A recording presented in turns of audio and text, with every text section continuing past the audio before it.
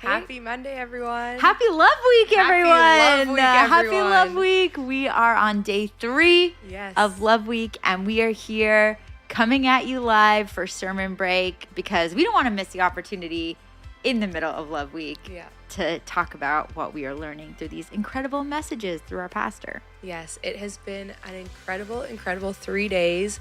Put it in the chat. Put some green, blue hearts in the chat.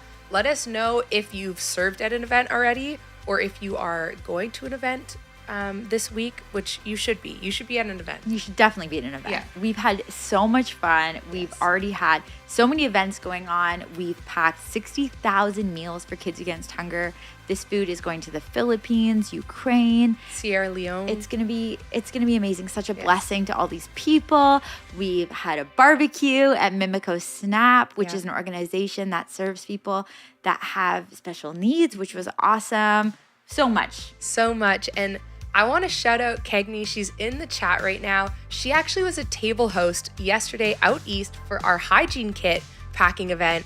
And she kept saying to me, I don't know, I'm not that hype girl, but Chanel's called me to be that hype girl. And she did an incredible job. Her table actually was beating Pastor Steven's table at packing. Okay, so, wow. I mean, I'm also biased. I was on her table, but I just wanted to shout her out. And you've gone to how many events, Felicia? I have been at, and I need someone to fact check me on this. I think it's 10 events. I'm on event number 10. I am counting Special Forces events. So like the setup events that I've been at, I'm counting those as well. But so far, I think I'm at 10. I love it. It's been so many. We've gone in and out of different events and doing so much setup, so much logistics. Yes. It's been so fun though. It's been our best Love Week so far, by far. And we're having such a great time. And something I loved, it was actually Akash, our youth director, said it, but I'm taking it now and claiming it as my own. Just what this Love Week kind of means.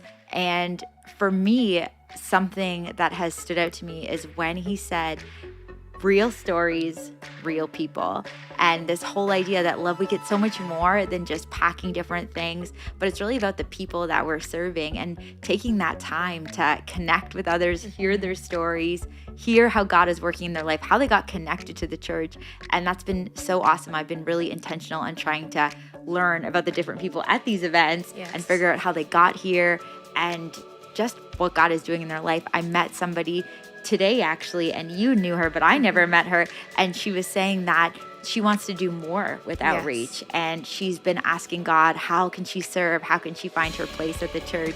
And she just said today solidified it for her that she wants to go all in with outreach. So I was super excited to hear how she got connected and what she does for work. So it's just really amazing meeting all of you and getting that time to connect. It has been incredible. And also the way that God has been moving and showing me different things throughout Love Week and events has been unreal. I was telling Kristen a story of last week. My mom and I had met this gentleman on the street and he was experiencing homelessness, and my mom had offered to get him a coffee.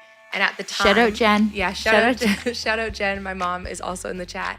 But when she offered to get him a coffee, he was just like so grateful. But obviously my mom went above and beyond, and she actually got him a whole meal and a salad and some treats and a coffee. And when we went outside, she had blessed him with the food, and he was so joyful. But what really touched me was how much joy my mom had as she was giving it to him. And I felt like the Lord was showing me, like, this is what it feels like when he blesses us with immeasurably more. But today when I went to Regen to serve with my mom, we walked in and that gentleman that we had blessed was standing there. So it was really an incredible opportunity just to see God be so in the details of things and so intentional about the way that he shows up. He knew that I was going to be there, and like Pastor was preaching about, he predestined that moment. Yeah. He had planned that all along. So that's so good. Yeah. Oh, we love you, Jen. We're so grateful for you and your heart to serve. Oh, she said he allowed me to pray for him, which is incredible. That's really sweet. That's just like cherry on top right there. I think it's so awesome though, Felicia. Something that God has been teaching me recently is just this idea of secondhand joy and how much joy there is when you see other people, I don't know, get excited about things or get to step into their purpose or get to step into their calling. I've loved seeing, we have a huge Special Forces team. Yes, we do. My father-in-law asked me today, how many people are on this Special Forces team? We have 27 people that have volunteered to help behind the scenes or to show up at different events if they're not filling or people cancel. And it gives me so much joy to see these people being able to step into their purpose, or to see new people that haven't hosted before host for the first time and really own it. I love being able to step back and watch how God works through other people. It gives me so much secondhand joy. So I don't know, it's just really cool, really fun. Yes, it's been so great. And we are so grateful for our Special Forces team and our hosts and everyone that has made Love Week possible. Yes, it's only going this smooth because of this team that we are growing. So we love it. We're excited about it. And we're excited about how God's going to just continue to move all throughout the week. We have still so many events happening. We're only on day 3. Yeah. Still more to come. So many more. Make sure you sign up if you haven't jumped into an event. And especially with our on-campus packing events, we have lots of room for that. So reach out if you haven't been able to get connected to an event yet, and we will definitely find you one. Yes, but sure. Also, let's talk about this message. Yes, the God of Also. The God of Also. Pastor Stephen and the team, they were out all on tour this past week. And I love that he came back and he was fresh. He had a great word for us. And there's so much that we can unpack together. So why don't we check out this clip, put your sermon takeaway in the chat, and then we'll come back and talk about it. For we know that in all things God works for the good of those that love him and are called according to his purpose. But Romans 8:29 also says that those he foreknew, he also predestined to be conformed to the image of his Son. What if the things that you're going through are all so that you can be more like Jesus? And we don't say that it's good when you go through suffering, but what if you adopted a view of your life that said, this is all so that God can make me more like his Son, Jesus? You would be undefeatable by the devil. Because what is he gonna bring against you if it's all so that you can be more like God who is for you? So what can he do now? That's what I think Paul got to, because he goes down this chain. 29 again, please. He also predestined to be conformed to the image of his Son. So he knew that Moses would have this hesitation, but he chose Moses because he knows Moses. He knows what Moses is not. He knows what Moses was. He knows what Moses will be. He knows what I'm not. He knows what I was. He knows what I will be. Say all of that. He knows what I'm not. He knows what I was. He knows what I will be. God is the only one who knows all 3 of those. Oh, so good. So good. That clip, every time I was listening to this again this morning, and I was so grateful that Pastor preached this word when he did. It was so timely for so many people. I don't know if Patsy is in the chat, but she was also talking to me yesterday about how timely this word was for her. And I love what Pastor was saying, that, you know, it's only God that knows these 3 things. He knows what you are not. He knows what you will be. And you're graced specifically for the things that God has called you to. And I was thinking about Joseph, and Joseph is one of my favorite stories in the Bible because he really does talk about the God of Also, and he goes through so many things, and I resonated so much with him, especially in the season before I came into ministry. There were so many things going on, and it felt like there was nothing else that the enemy could throw at me. And Genesis 50:20, I think it's going to come up on the screen, where it says that you intended to harm me, but God intended it for good, to accomplish what is now being done, the saving of many lives. And that perspective that God's going to use all of it. Yeah. The also. Joseph went through so many different things, but he had that perspective that God was going to turn it all around for his good and his glory. It's like my favorite scripture, Genesis 50:20, because it was all these things happened to him, all these horrible things happened, but he could see that this was preparation for the bigger thing of the saving of many lives, right? And what happened after for Joseph. Yeah. And I just think it's such a great perspective. I love when he had Abby on stage, though, and when he said, oh, no, I didn't just pick her randomly, right? I think, Cagney, that's what you said. What if the things that happen to us aren't random? It's that when you are called to something, God did that on purpose. It's not an accident. It's not a random assignment. He called you to it, so he clothed you in everything that you need. So I feel like for me, it's going to stick with me. Whenever I'm called to something now, I need to walk in this reassurance that God did this on purpose. This isn't me. This has to be God, because how would it all align up Right. so perfectly? And I don't know, it gave me so much hope and so much peace to know that yes, God does call you. He has predestined you, and it's not random. Yeah. I also loved Romans 8:32. This was kind of near the end of the message, and it says, "He who did not spare his own son, but gave him up for all of us, how will he not also, along with him, graciously give us all things?" And I thought this was just such a great reminder to, again, seek him first and believe that God will give you everything. Pastor said, "God has decided to give me everything that Jesus rightfully earned through his life along with him. If Jesus is loved by his Father, then I am also loved." I also think about that Jesus had all authority when he was on earth, and then Jesus gave that authority to his disciples as well. There's this whole story in Luke 17. I don't have the scripture, you can go read it, but it talks about how he sent the disciples out, and then it says they saw Satan fall like lightning, and he says, "I've given you all power to trample over the snakes and the scorpions and the demons."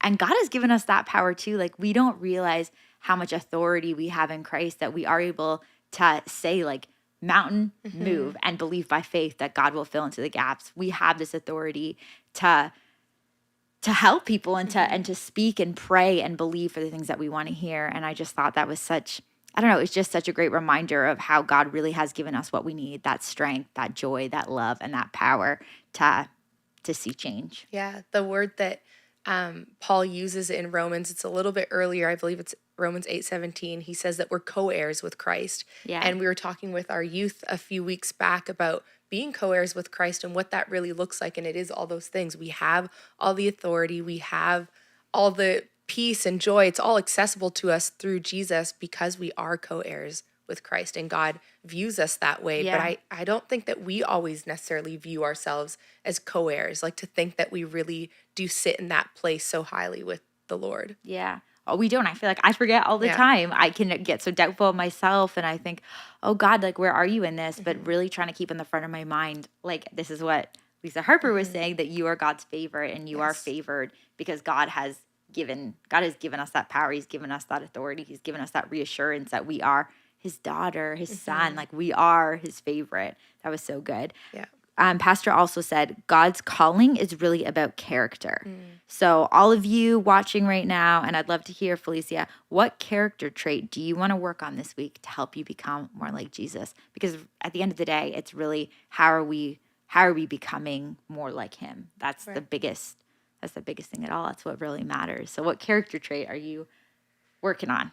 I think mine would be patience. It's so easy in like the midst of something as big as Love Week to get swept up in the details or the busyness or the rush of it all, but really focusing on patience. And my prayer point, even before Love Week started, was that would be the fruit of the Spirit that the Lord would increase in me, would be patience. That's so good. So I think that my character trait that I'm really focusing on is patience this week. And it's interesting because last Love Week, I was telling Kristen, my prayer closet got birthed at a Love Week. I felt the Lord really calling me to create that space. And the first thing that he revealed to me in there was that he cares more about my character than my calling. And so this sermon being when it is and that point is so timely. You know, when you ask for patience, you're going to get lots of moments that require patience. So Yes. I hope you know it's coming for you. It is. Alicia, God will give you opportunities to exercise Yes. patient. But hey, it's perfect week to do it. With Exactly. Love Week, Love right? Week. It's perfect. I think for me, and I think I shared this last week, but it's been gratitude. Making sure that you can say like, oh, I'm a grateful person, or I feel like I can say that sometimes, but does it really overflow out of my mouth? Does it really overflow through everything that am I doing? Am I finding reasons to cheerlead people? Am I finding reasons just to be thankful for all that God's doing? Like, am I thankful for the person that I met today? Am I thankful for just even the opportunity to go and do this? And am I actually like saying that and expressing that? Right. So really it's just checking my heart daily, all the time. Where am I at, and how can I make sure that I'm posturing it towards gratitude in everything that I see and everything that I do and with the people that I'm around. So that's kind of been my challenge. Lucy had put in the chat stillness and understanding that he is God and I have to be still. We had one of our national outreach director, Daytona, was sharing with us last night on our call how in this moment or in these moments of Love Week, it's really easy to forget that we need to be still and just be with the Lord and really getting our strength from that place. So that's all. I'm going to add that to my list too, Lucy, stillness, Yeah. especially in the busyness of Love Week. That's good, Lucy. I also think presence, right? Because you can get so caught up in everything going on, and really taking that moment to almost be by yourself and be Right. still and soak in and like look around and see what's happening. Right. I shared with Felicia, I was in the airport last week, and I've by myself, and I felt so much more present, and I feel like I was really just able to notice things that I wouldn't because I was still, and there wasn't like I wasn't trying to talk to a million people around me. It was really just me and God, and the stillness that comes from that and being intentional about that is so important. Cagney, I love that you said confidence. That's a great word. Yes. I definitely believe that God will just amplify confidence as we step out and do things that might be uncomfortable or new. That's a great word. Yeah. It's a great word. I love that. All right, action step. Yes, action step. So we are challenging you and challenging ourselves this week to look for the also, watch for the also. So good. I love how Pastor framed this and set it up so perfectly that we need to look for those moments, those things that God's throwing in for free for us that we maybe didn't even expect or look for or pray for or know, but really look for the also. It's also Love Week, but also you're going to get stillness. You're going to get rest from serving out. Sometimes we talk about this all the time, what the currency in God's kingdom is different. So sometimes when we're pouring out, we get blessed or we get that joy or that peace that we're looking for. So look for that. Watch for that also of what God's going to give you this week as you're at work, as you're at home, whatever that you're doing. Watch for the also and the little gifts and little glimmers that God gives you as you go about your week. And listen to Same God this week. I'm going to challenge you all to listen to Same God and put your name in the blank. I remember when I think it was at the beginning of the year, and we were singing, he was talking about, I'm calling on the God of David who made a shepherd boy courageous. And every time I would hear that part, Kristen's word for the year is courage. And so I'd be like, oh, that's so easy. Like, I'm calling on the God of Kristen who made a shepherd girl courageous. So Thanks. this week, I challenge you to So do that. sweet.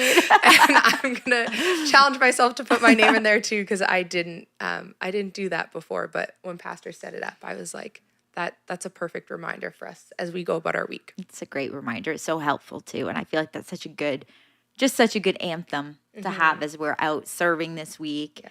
And I don't know, we'll definitely listen to it in the car for all the Yes. events that Yes. we're going to be driving to. She's about to spend a lot of time with Yes. spend a lot of time with each other this week. but Yes. With all of our Special Forces team too. Yeah. Okay. Couple exciting things coming up. Campus launch. Campus launch. It's right around the corner.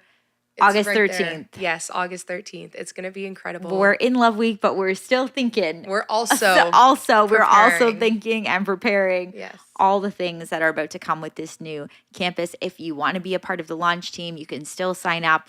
Will be a meeting tonight down there. Yes. So there will be a link coming up, and you can sign up for that. Yes, and we're doing baptisms on August 13th at both campuses, but at Toronto East. So Yes. make sure you let someone know, message one of us, send us a DM on Instagram, whatever the case may be. Just let someone know if you are ready to take that next step with your faith.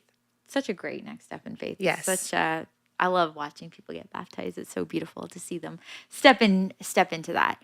Okay, Love Week again. There Yes. should be a link for you to sign up. If not, elevationoutreach.org, and you can filter for Toronto and you can see everything that is still up there to jump into. Yes, there's not many events left. They have really filled up. So make sure if you're looking to come out and serve, go on that site today, sign up, find yourself a spot, serve with a friend, don't serve alone, and serve with purpose. Serve with purpose. Yes. Okay, we're so grateful for all of you and this time together to reflect on what God is teaching us. Watch for the also, and we will see you later this week or back here next Monday. Have a great week, everyone.